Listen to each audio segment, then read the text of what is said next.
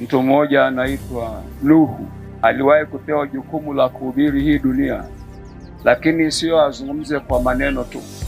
Wakati akizungumza kwa maneno, anajenga jengo linaloonekana, linaloendana na maneno anayozungumza. Maelfu walikuja kumwangalia Nuhu.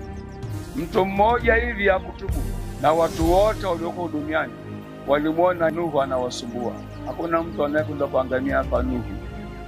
Wote unavyotuona hapa tuko vizuri pale Mungu alipo. Ndio maana hakuna mmoja kwa miaka 120 alitubu akamrudia Mungu. Kwa miaka 120 Nuhu akihubiri habari za kutubu. Sasa kuiharibu hii dunia kwa gharika, kwa maji, Mungu alishamaliza awamu hiyo.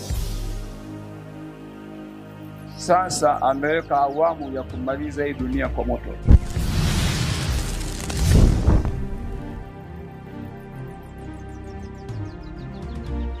Sasa ameweka awamu ya kumaliza hii dunia kwa moto.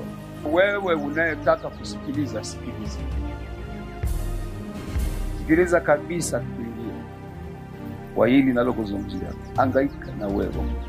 Jiponye nafsi yako.